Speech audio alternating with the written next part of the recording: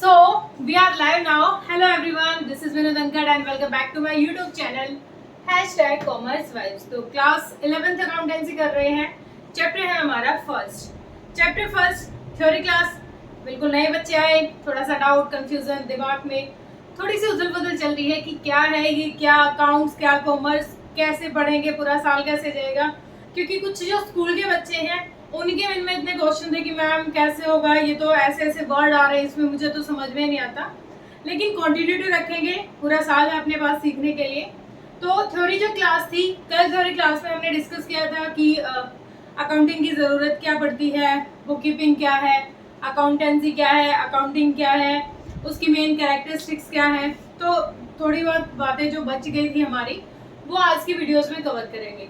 अगर पूरा चैप्टर नहीं हो पाया तो एक वीडियो और डाल दूंगी। तो आज हम सीखेंगे टाइप्स और सब फील्ड ऑफ अकाउंटिंग, एडवांटेजेस और यूजेस ऑफ अकाउंटिंग। जो आज की क्लास रहेगी ये 2 टॉपिक हैं। एक टॉपिक और है बुक के अकॉर्डिंग, वो भी कराएंगे। तो बिल्कुल आपकी बुक जो है बुक के अकॉर्डिंग करवा रही हूँ मैं। बुक के अकॉर्डिंग क्यों करवा रही हूँ? क्योंकि अगर कोई लाइन आपकी बुक से स्किप होती है तो वही आपके दिमाग में क्वेश्चन मार्क कर जाती है। तो हम बिल्कुल लाइन टू लाइन बुक के अकॉर्डिंग ही पढ़ रहे हैं। तो जो कल की वीडियो थी वो भी ऐसी ही थी। तो अब करते हैं स्टार्ट हम। तो आज हम पढ़ेंगे टाइप्स और सब फील्ड ऑफ अकाउंटिंग। टाइप्स मतलब अब हमने पढ़ा कि अकाउंटिंग की जरूरत क्यों पड़ती है, ये तो सबके दिमाग में सेट हो गया। जो हमने देखा था कि नीड क्या है अकाउंटिंग की, कहाँ कहाँ वो हमारे लिए बेनिफिशियल है। तो अब उसकी सब फील्ड क्या, उसके टाइप्स क्या है, कितने टाइप की अकाउंटिंग होती है। तो first one is financial accounting, जो हम पढ़ रहे हैं। कौन सी? फाइनेंशियल, जो हम पढ़ रहे हैं। कौन सी फाइनेंशियल अकाउंटिंग? जिसमें हम बना रहे हैं ट्रेडिंग। क्या बना रहे हैं? Trading, P&L, balance sheet. ये क्या है? यही हमारी क्या है? फाइनेंशियल। मतलब पूरे जो साल में जहां जहां पैसा लगा, जो जो इनकम हुई, जो जो एक्सपेंस गए, लास्ट में हमारे पास क्या प्रॉफिट रहा, लास्ट में बैलेंस शीट में कितना प्रॉफिट हम ओनर को दे रहे हैं, हमारी लायबिलिटीज क्या कह रही हैं, हमारी एसेट्स क्या कह रही हैं, उन सारी चीजों की रिकॉर्डिंग कहाँ होती है? फाइनेंशियल अकाउंटिंग में। मतलब फाइनेंशियल अकाउंटिंग में क्या बनाते हैं हम? अपना बिल्कुल डे टू डे का रिकॉर्ड रखते हैं फाइनेंशियल अकाउंटिंग में। ठीक है, ज्यादा डीप से तो पूरा साल पढ़ना है हमें, फाइनेंशियल अकाउंटिंग ही है हमारे काम की, क्योंकि बाकी सब तो हमारी इस 11th क्लास में काम की नहीं है।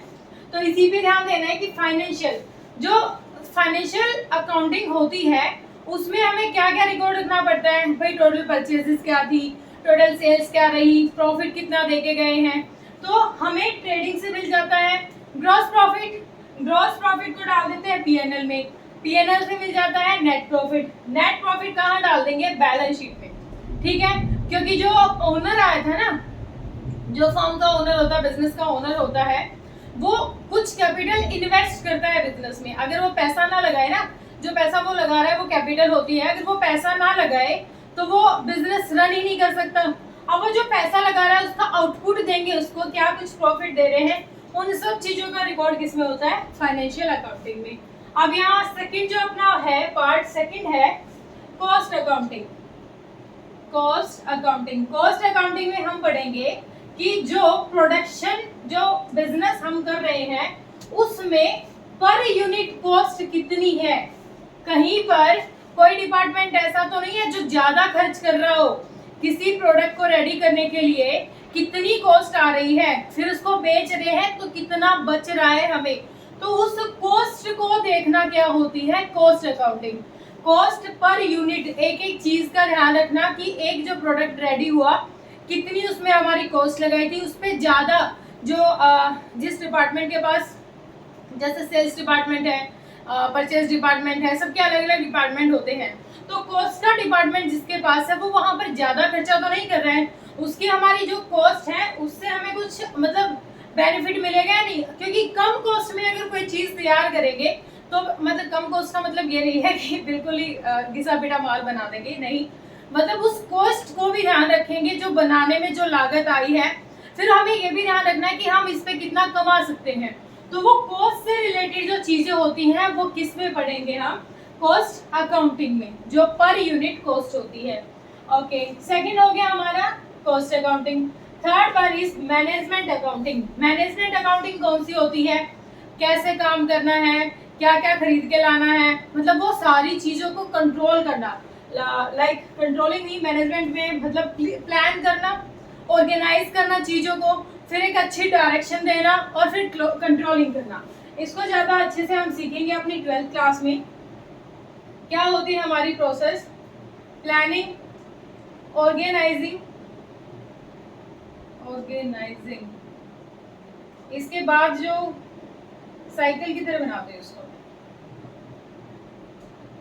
प्लानिंग, ऑर्गेनाइजिंग, स्टाफिंग के बाद डायरेक्टिंग, और फिर होती है कंट्रोलिंग। तो ये प्रोसेस चलती रहती है, ये एक प्रोसेस है जो किसमें पढ़ते हैं हम, मैनेजमेंट अकाउंटिंग में। क्या हमारा प्लान है, हम क्या सोच के चले हैं, वो प्लान करना किसका काम आ जाता है, मैनेजमेंट अकाउंटिंग का। उन चीजों को ऑर्गेनाइज करना जो हमारे बिजनेस के लिए बिल्कुल असेंशियल है, उन चीजों को ऑर्गेनाइज करना, अरेंज करके लेके आना, फिर उसके अकॉर्डिंग स्टाफ, कहाँ पर किस स्टाफ की रिक्वायरमेंट है, उस स्टाफ को फिलअप करना, उसके बाद उस स्टाफ को डायरेक्शन देनी, उस स्टाफ को बताना कि तुझे ये काम करना है, तेरा डिपार्टमेंट ये है, तुझे ये आउटपुट लेके आना है, मतलब जो भी कंडीशन हम, मतलब जो डायरेक्शन देंगे उसी के अकॉर्डिंग हमें फीडबैक मिलेगा। फिर डायरेक्शन, हमने काम बता दिया स्टाफ को कि आपको ये काम करना है, अब उस काम को देखना, कंट्रोल करना कि जो मैंने काम दिया है वो अच्छे से हो रहा है या नहीं हो रहा। ऐसे तो नहीं एम्प्लॉय सुबह आके सो जाते हैं, कुछ आउटपुट देंगे ही नहीं, ऐसे फ्री बैठे रहते हैं। तो वो होती है कंट्रोलिंग की जो हम सोच के चले थे, जो हमारी कमांड चल रही है, उसका एक अच्छा खासा आउटपुट आ रहा है नहीं आ रहा। तो ये सारी चीजें किस में होती है, मैनेजमेंट अकाउंटिंग में। किस में हो जाएगी, मैनेजमेंट अकाउंटिंग में। प्लान करना, चीजों को ऑर्गेनाइज करना, डायरेक्शन देना, सारी की सारी चीजें किसका पार्ट हो जाती है, हमारी मैनेजमेंट अकाउंटिंग का। उसके बाद आ गया टैक्स अकाउंटिंग। टैक्स अकाउंटिंग क्या होती है, जो टैक्स होते हैं हमारे, टैक्स लाइक जीएसटी, अभी बता, ये अभी आया ना 3-4 साल से हमारी मतलब नॉलेज में आया, पहले तो हम वैट वगैरह लगा रहे थे। तो जीएसटी या फिर कोई भी अदर टैक्स, उस टैक्स को पे करना टाइम टू टाइम, उसको स्किप ना करना, जितना हमारा प्रॉफिट था, जो भी कंडीशन है उसके अकॉर्डिंग जीएसटी और टैक्स पे काम करना, उसको प्रॉपरली टाइम टू टाइम पे करना, किसके अंदर आ जाएगा, टैक्स अकाउंटिंग के। अब लास्ट बच गया, बहुत अच्छा है लेकिन थोड़ा सा कंफ्यूजन कर जाता है बच्चों के लिए। लास्ट है social responsibilities accounting. Social responsibility accounting क्या होता है, हमने अपना फायदा देखा बिजनेस का, हमने टैक्स भी पे किया। देखो हमने क्या किया, हमने अपना फायदा देख लिया फाइनेंशियल अकाउंटिंग से, पूरे साल में क्या खर्चे किए हमने, क्या क्या हमारे इनकम के सोर्स थे, वो सारी चीजें हमने देख ली। फिर हमने कॉस्ट भी देख ली कि कॉस्ट कितनी आई, एक यूनिट पर कितनी कॉस्ट आई थी, कितने में हमने बेचा, कितने में तैयार किया था। फिर मैनेजमेंट चीजों को देख भी लिया, कैसे ऑर्गेनाइज हुई है, कैसे उन पे कंट्रोलिंग चल रही है। फिर टैक्स भी भर दिया चलो हमने। लेकिन हम जो बिजनेस कर रहे हैं ना, जो हमारा काम है, जो हमने सेटअप लगा के बैठा है, उसमें जो पहली कंडीशन हमारी होनी चाहिए वो होनी चाहिए सोशल वेलफेयर। हमारा जो बिजनेस होना चाहिए उस पे सोशल, सोसाइटी भी ग्रो करे। ये क्या होते हैं, कौन सी अकाउंटिंग होती है, सोशल रिस्पॉन्सिबिलिटी अकाउंटिंग, जहां पर हमारी अपने प्रॉफिट के साथ, देखो हमारा क्या होगा दिमाग में सेट कि चलो हमने बिजनेस शुरू किया तो एटलीस्ट वो सर्वाइव करे बिजनेस, ठीक है। सर्वाइव नहीं कर रहा, मतलब सॉरी सर्वाइव तो करेगा ही, क्योंकि जितना पैसा लगाया उतना तो देगा ही। फिर हम सोचेंगे कि थोड़ा बहुत प्रॉफिट भी मिले हम, फिर हम सोचेंगे थोड़ी बहुत ग्रोथ भी हो जाए। हमने अपना फायदा देख लिया, अपने एम्प्लॉयज का फायदा देख लिया, लेकिन जो बिजनेस जिसके लिए बनाया गया है, जिस सोसाइटी के लिए बनाया गया है, उसका वेलफेयर हो रहा है या नहीं हो रहा, उनकी जो डेली रूटीन की चीजें हम वही बना रहे हैं, उनकी भी जो रेगुलर जो, या फिर उनकी कहें हम उनकी रेपुटेशन, या फिर उनके भी वेलफेयर में हमने काम किया है या नहीं किया। सोसाइटी को देखकर काम करना, सोसाइटी के हित में काम करना, सोसाइटी के वेलफेयर के लिए काम करना क्या होता है, सोशल रिस्पॉन्सिबिलिटी अकाउंटिंग। हम ऐसा कोई बिजनेस ना करें जो सोसाइटी के लिए हार्मफुल हो। ओके, लाइक एक एग्जांपल देती हूँ, मैंने एड में देखा है, जो विद्या बालन एक एड निकालती हैं एक ऑयल की, निहार शांति समथिंग ऑयल है वो, तो वो उसमें बताती हैं कि इसको खरीदो और इसका 3% किस में जाएगा, एजुकेशन में जाएगा। तो वो 3% एजुकेशन का मतलब वो किसके बारे में सोच रहे हैं, सोसाइटी के बारे में सोच रहे हैं। वो साथ के साथ क्या चाह रहे हैं कि हमारी सोसाइटी भी हमारे बिजनेस की तरह ग्रो करे। ओके, ये तो बस क्या थे, सिंपली जो टाइप्स थे हमारे अकाउंटिंग के वो हमने पढ़ लिए हैं। बच्चे यहाँ से आपको स्क्रीनशॉट लेने की जरूरत नहीं पड़ेगी क्योंकि ये आपकी बुक के अकॉर्डिंग ही चल रहा है। अब देखो, अब हम पढ़ेंगे कि जो एडवांटेजेस और यूजेस क्या है, यूज, एडवांटेजेस, फायदे, ठीक है, वो क्या है अकाउंटिंग की। सबसे पहली चीज तो हमारे दिमाग में सेट हो जानी चाहिए कि जब हम शुरू से लेके लास्ट तक का रिकॉर्ड रख रहे हैं तो वो बहुत ज्यादा बेनिफिशियल है। हमें उसमें कहीं पर ये नहीं रहेगा कि हमने ये चीज छोड़ दी, ये पैसा कहाँ पर आया और ये पैसा कहाँ चला गया, वो जो चीज है दिमाग में वो अराइज नहीं होगी अगर हमने टाइम टू टाइम सारी चीजों को रिकॉर्ड के रखा है। अगर हम घर का एग्जाम्पल भी लेके चले तो घर में भी हमने अगर पूरे महीने का रिकॉर्ड रख रखा है कि कहाँ पर पैसे गए हैं, क्या खरीदा था, इस साल कितना खर्चा लग गया, फीस कितनी है बच्चों की, या फिर राशन पानी में कितना लग जाता है, घर में कोई काम करवाया है नहीं करवाया है, अगर उन चीजों का मेरे पास सिस्टमेटिक रिकॉर्ड होगा तो क्या रहेगा, जब बाद में वो हम जब देखते हैं कि पूरे साल में कितना खर्चा हुआ, तो कई बार बताते हैं जैसे इस साल तो ना 4-5 लाख रुपए लग गए, तो वो रीजन मिल जाएगा कि वो 4-5 लाख रुपए लगे कहाँ पर है। ठीक है, तो सबसे पहला जो यूज है इसका वो क्या है, helpful in management of business. जो हमारा बिजनेस है उसमें जो मैनेजमेंट का पार्ट होता है उसके लिए हेल्पफुल है। उसके लिए हेल्पफुल कैसे है, हमारे पास पूरा रिकॉर्ड है कि हमारे पास फिलहाल कितना पैसा है, कितनी मनी है, क्योंकि एक सिस्टमेटिक रिकॉर्ड है तो साथ के साथ पता चल रहा है कि कितना पैसा है। अब ये मैनेजमेंट को पता है कि हमारे पास इतना पैसा है तो वो प्लान कर सकती है, प्लानिंग कर सकती है, जो भी मैंने बताया था मैनेजमेंट अकाउंटिंग वाला, वो प्लान कर सकती है, वो कंट्रोलिंग कर सकती है। जैसे आपकी बुक में दे भी रखा था, एक सेकेंड, हाँ, प्लान कर लेती है वो, डिसीजन मेकिंग। अब पता है कितने पैसे हैं तो हमारे दिमाग में सेट हो जाएगा कि कितना पैसा कहाँ लगाना है। जैसे इसमें दे रखा है हमारा कि what should be selling price, हम क्या रखेंगे, कुछ डिसीजन। अब देखो कॉस्ट हमारी आई है, एक बिजनेस था हमारा, उसमें कॉस्ट आ रही थी, मतलब सारा मटेरियल बन के तैयार हो गया, तो वो सारा मटेरियल हमारा 2-3 लाख का बन गया। छोटा बिजनेस सोचे, ज्यादा बड़ा नहीं सोचेंगे, तो 2 लाख का लगा लो बन गया। अब 2 लाख में सारा सामान बन गया तो हम डिसीजन ले सकते हैं कि इस कॉस्ट पे हमें कितना % प्रॉफिट लेना है। ठीक है, इस प्रोडक्ट पर कितना प्रॉफिट ले सकते हैं। अगर बन के वो 8 रुपए में तैयार हुआ है, मतलब 7 रुपए में, तो उसको 10 रुपए में बेचने पर 3 रुपए हमारा प्रॉफिट होगा। वो सारे के सारे डिसीजन लेना किसका काम होता है, मैनेजमेंट का। अभी मैंने जो 5 प्रोसेस बताई थी वो मैनेजमेंट की है, आप इसमें वो 5 के 5 दोबारा से लिख सकते हो। ठीक है, उसके बाद कहता है provide complete and systematic record. यही चीज तो हम पढ़ रहे थे, जब हम सारी चीज टाइम टू टाइम रिकॉर्ड कर रहे हैं, बिल्कुल हर चीज हमारे पास रिटन फॉर्म में है, तो वो क्या है, एक सलीके से, एक सिस्टमेटिक तरीके से हमारे पास सारा रिकॉर्ड है, कहाँ पैसा गया, उड़ गया, और कहाँ से पैसा आया है। ओके, थर्ड है इंफॉर्मेशन रिगार्डिंग P&L। ठीक है, प्रॉफिट एंड लॉस, सारी चीजें मेरे पास सिस्टमेटिक रिकॉर्ड में है, तो मुझे पता चल जाएगा कि मुझे with in the year profit हुआ है या लॉस हुआ है। वो इन्फॉर्मेशन मुझे प्रोवाइड करके देगा क्योंकि वो सारी चीजें लिखी हुई हैं, बिल्कुल क्लियर पता चल रहा है P&L से कि इस साल हमने प्रॉफिट अर्न किया है या लॉस हुआ है। ठीक है, उसके बाद है information regarding financial position. Financial position कैसे पता चलती है, फाइनेंशियल पोजीशन पता चलती है हमारी बैलेंस शीट से। किससे पता चलेगी, बैलेंस शीट से। जब हम बैलेंस शीट में देखेंगे कि हमारी एसेट्स और लायबिलिटीज हैं, ऐसा तो नहीं है कि लायबिलिटीज बढ़ गई हैं, एसेट घट गई हैं। ठीक है, और ऐसा तो नहीं है कि बहुत सारी लायबिलिटीज हमारी नई नई और आ गई, क्रेडिटर बढ़ गए।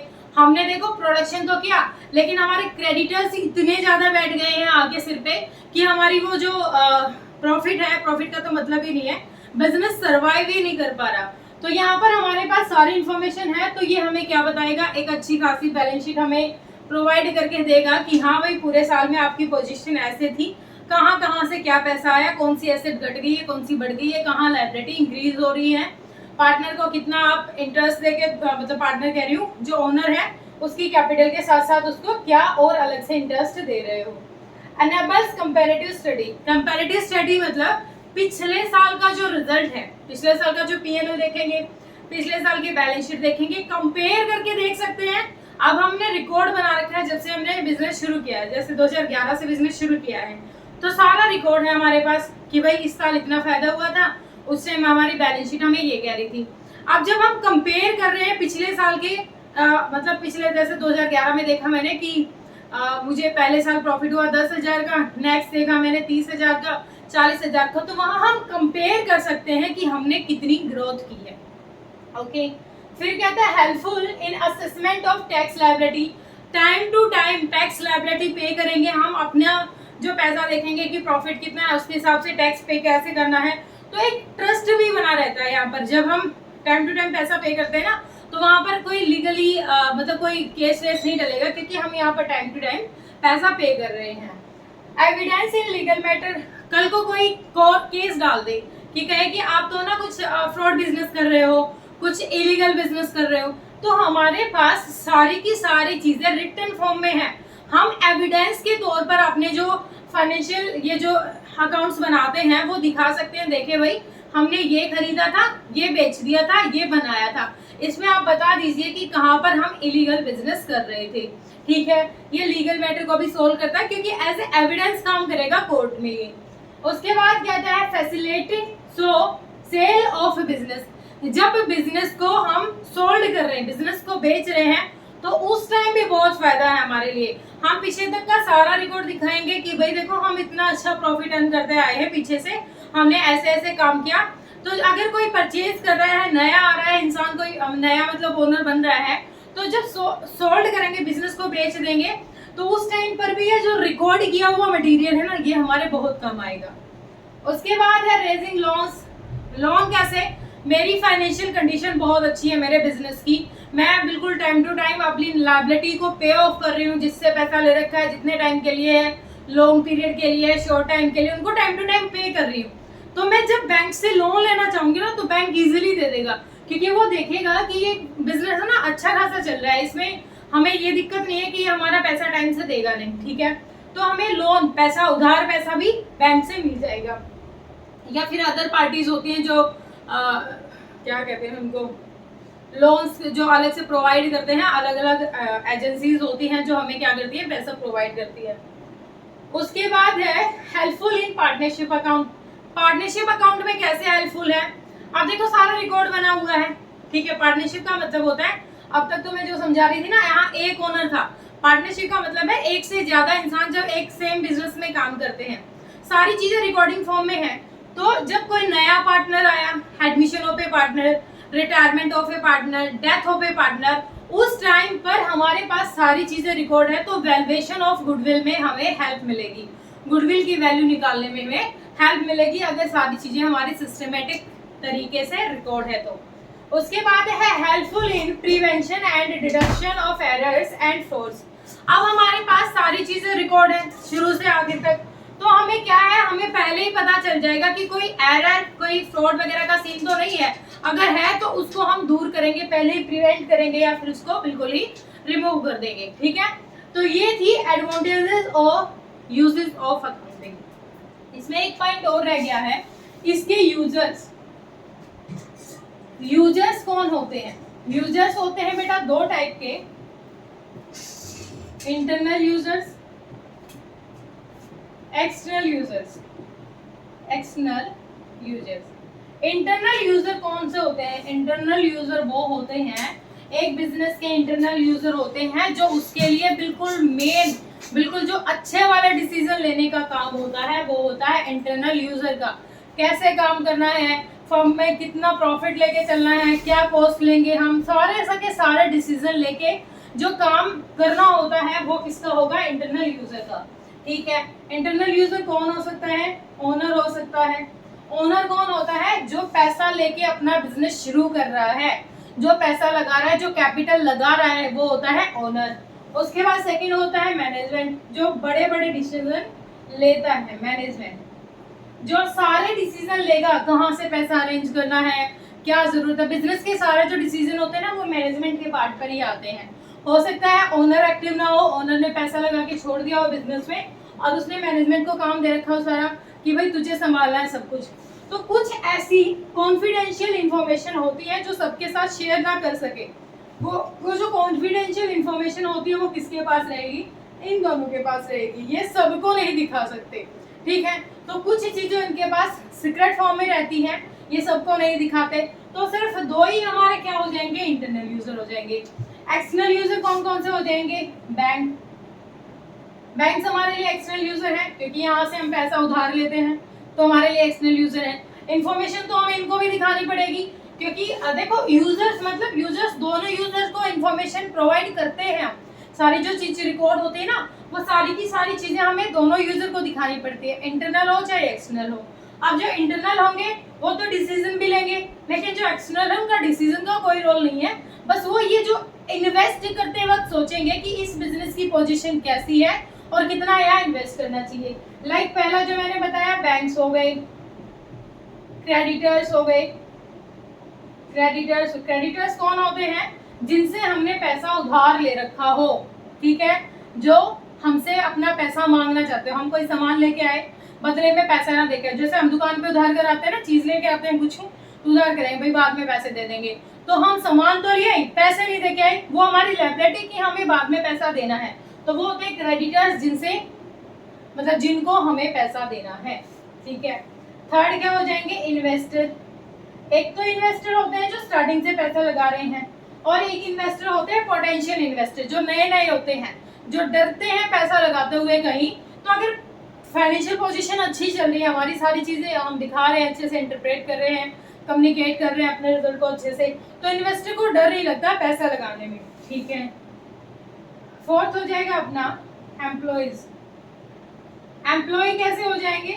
एम्प्लॉय हो जाएंगे अगर बिजनेस अच्छे से रन कर रहा है, ठीक है, हमें पता है मतलब एम्प्लॉय जो काम करने वाले हैं उनको पता है कि बिजनेस बहुत अच्छा ग्रो कर रहा है, तो कहीं ना कहीं इनके लिए भी तो अच्छी बात है, इनकी भी तो सैलरी बढ़ जाएगी, अच्छी बेसिस मिलेगी इनको, इनके काम की अच्छी सी कदर की जाएगी कि हाँ भाई तुम्हारी वजह से ही हमारा बिजनेस ग्रो कर रहा है, ठीक है, उनकी बहुत बढ़ाई होगी। जैसे स्कूल में अगर अच्छा रिजल्ट आता है तो मैनेजमेंट पर्सन आके स्कूल के टीचर्स की बढ़ाई नहीं करते हैं, भाई तुम्हारा बहुत अच्छा रिजल्ट था, तुम्हारे बहुत अच्छे एफर्ट्स थे, इसलिए तुम्हारी सैलरी बढ़ा देते हैं। तो वो सेम सीन होता है एम्प्लॉय के लिए, लेकिन ये एक्सटर्नल यूजर होता है क्योंकि मेन डिसीजन ये नहीं ले सकता, ठीक है। उसके बाद जो गवर्नमेंट एजेंसीज होती है हमारी, जो गवर्नमेंट एजेंसीज होती हैं, गवर्नमेंट को कैसे पता होना चाहिए? पहली चीज तो गवर्नमेंट को पता होना चाहिए कि कुछ इलीगल तो नहीं कर रहे हैं, ठीक है। फिर टाइम टू टाइम टैक्स पे कर रहे हैं नहीं कर रहे हैं, वो सारी चीजें गवर्नमेंट को भी पता होनी चाहिए। गवर्नमेंट भी जो टैक्स अथॉरिटीज, अलग से लिख लो इस वर्ड को, तो जो टैक्स अथॉरिटीज होती है ना, वो भी क्या होती हैं? एक्सटर्नल यूजर होती है हमारे लिए। तो और बहुत सारे एग्जांपल हैं शायद इसमें। हाँ, short term creditors, long term creditors. Short term creditors कौन से होते हैं? जिनको एक साल के अंदर हमें पैसा देना ही देना है। और लॉन्ग टर्म क्रेडिटर्स कौन से होते हैं? जिनको लंबे टाइम के लिए हम पैसा लेके बैठ गए हैं, भाई तेरे को बाद में संभालेंगे, पहले छोटे वाले को डिगाने दो, ठीक है। उसके बाद एम्प्लॉय हो गया, टैक्स अथॉरिटीज हो गया, सोशल रिस्पॉन्सिबिलिटीज मैं बता चुकी हूँ। उसके बाद क्या लिखा है इसमें? पब्लिक। पब्लिक को भी तो पता होना चाहिए ये बिजनेस लगा हुआ है, ये ग्रोथ कर रहा है। नहीं, वैसे पब्लिक को तो वैसे ही पता चल जाता है, जब वो इंफ्रास्ट्रक्चर बढ़ता है ना, बिल्डिंग बढ़ गई, एम्प्लॉयज बढ़ गए बिजनेस में, तो वो समझ जाएंगे भाई इसकी एक नंबर की ग्रोथ हो रही है। उसके बाद 8 हो गया, क्या दे रखा है?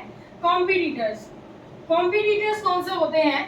भाई दो बिजनेस साथ में लेके चले थे, अच्छे दोस्त थे, एक ने बहुत मेहनत की, बिजनेस ग्रो कर गया, दूसरा वाला थोड़ा धीरे धीरे ग्रो कर रहा है, तो वो एक दूसरे के कॉम्पिटिटर हैं। तो कॉम्पिटिटर को भी इंफॉर्मेशन पता रहेगी, ये देखेगा कि भाई ये ए पार्टनर है ना, जो मतलब ए बिजनेसमैन बड़ा ग्रो कर रहा है, तो वो क्या करेगा? होड़ लगा देगा, हाँ भाई मुझे भी अच्छा ग्रो करना है, मुझे भी बहुत अच्छा आउटपुट देना है। तो ये होते हैं कॉम्पिटिटर्स। तो यूजर मतलब इंफॉर्मेशन तो दोनों के पास होती है, लेकिन इनका काम होता है डिसीजन लेना, ठीक है। और ये एक्सटर्नल यूजर होते हैं, ये पैसा तो बेशक लगाते हैं यहाँ पर, लेकिन ये कोई खास डिसीजन नहीं ले सकते कि यहाँ पर हमें मैनेजमेंट में कुछ अपना मतलब पैर अपनी टांग अड़ानी है कि भाई ये काम मैं करूँगा नहीं करूँगा, मेरे हिसाब से चलेगा, तो इनका कोई सीन नहीं है। मेन जो काम होता है इन्हीं का होता है। तो होप क्लियर हुई होगी। बहुत बेसिक से तरीके से बहुत इजी कॉन्सेप्ट कराने की कोशिश कर रही हूँ। थोड़ी ज़्यादा लंबी वीडियो होगी, बस 2 पॉइंट और रह गए हैं, उसके लिए एक वीडियो और बना देती हूँ। ठीक है बेटा, होप क्लियर हुआ हो। क्लियर हुआ हो तो थैंक यू बोलो, और मेरे चैनल पे नए हो तो प्लीज़ मेरे चैनल को सब्सक्राइब भी करें। Thank you so much.